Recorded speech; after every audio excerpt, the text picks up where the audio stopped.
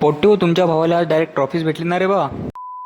तर काय म्हणता पोट्टे हो, राम राम. तर पोट्टे हो, आज आपल्या कॉलेजला काहीतरी प्रोग्राम होता, त्यासाठी आपल्याला जायचं होतं कॉलेजला. तर आपण सगळ्यात आधी ओमच्या घरी आलो, तर ओमच्या दारी तर गाडी उभी होती भाऊ लग्नाची. मला वाटलं ओमचंच लग्न आहे की काय. घरात येऊन पाहतं तर आपल्या ओमची तर तयारीच राहिली अजून. मग घेतली रे बा ओमनं फटाफट तयारी करून. मग म्हणते मग डिओ घेऊ मार म्हणे जरासा. तोपर्यंत मी शूज घालतो. फटाफट डिओ घेतला मारून आणि निघालो बा आम्ही कॉलेजला जायला. तेवढ्यात वरून सूर्योदय होतं, खतरनाक तपत जात रे भाऊ. मग म्हटलं कॉलेजला जाऊ आणि कूलरात बसून राहायला पुरते पटकन. आम्ही कॉलेजमध्ये पोहोचणारच होतो की तेवढाच आपला रस्ता डबल एकदा लाल कंदीला नळून ठेवला होता. मग म्हटलं याला हिरवू द्या, निघावं पटकन इथून. मग निघालो बा आपण कॉलेजला जाय. कॉलेजमध्ये पोहोचल्यावर असं वाटे बा आपण लग्नाच्या हॉलमध्ये झालो की एकदम खतरनाक डेकोरेशन करेल होतं कॉलेजवाल्यांना. मंडपाच्या अंदर गेल्यावर असं वाटे अरे बा लग्नाचा हॉलच आहे की काय. तिथे खतरनाक खुर्च्या बिरच्या अरेंज केलेल्या होत्या रे. म्हटलं पंकजदासोबत जरासा व्हिडिओ घेतो म्हटलं बनवून. मग बसून राहतो बा आपल्या जागेवर. म्हटलं पुढे काही बसायला नाही पुरत रे बा, मागेच बसायला पुरते मस्त कूलर खाली. तेवढ्यात आमच्या कॉलेजची आणबान शान आयुषदादा म्हणत आपला बी फोटो व्हिडिओ काढ म्हणे जरासा. आवड त्यांचा व्हिडिओ घेतला काढून. तेवढ्यात आपली नजर युनिव्हर्सिटीच्या टॉपरवर गेली रे भाऊ. त्याला पाहून एवढं तर नक्की समजलं की टॉपर नेहमी बॅक बेंचरच असतात रे भाऊ. तेवढ्यात आपल्या कॉलेजच्या कार्यकर्त्याने लावलं ना रे भाऊ रॉकचं बोर्ड. दुसरीकडे पाहतो दुसरीकडे पडदे बंद चालू होते. म्हटलं चालू द्या बा तुमचं काय आहे तर. तेवढ्यात आपल्याला एकदमच पुढे बोलावलं गेलं. मी म्हटलं आता काय कांड केलं रे बा. म्हटलं आता काही केलेलं असो पुढे तर जास्त लागते बोलावणं आलं तर. तिथं बसल्या म्हणत बसा या खुर्चीवर. तेवढ्याच आपल्या ओमची नजर गेली ना बा तिथं असलेल्या ट्रॉफीवर. म्हणे एवढ्या मोठ्या ट्रॉफी तिथं काय करू राहिला. म्हटलं तीनच आहेत बे. तो म्हणे तरी आपल्याला भेटायला पाहिजे म्हणे त्यातली एखादी. मग त्याला म्हटलं बेटा ह्या सगळ्या गोष्टी आपल्याला नसतात भेटत, हे सगळ्या हुशार लेकराची चाळी आहेत म्हटलं. तेवढ्यात अचानकच आपलं नाव अनाऊन्स झालं. मी बी काय बोललो एकदम. म्हटलं आता काय झालं, नंतर काय झालं ते पाहू आपण नेक्स्ट पार्टमध्ये. तोपर्यंत लाईक करा, फॉलो करा.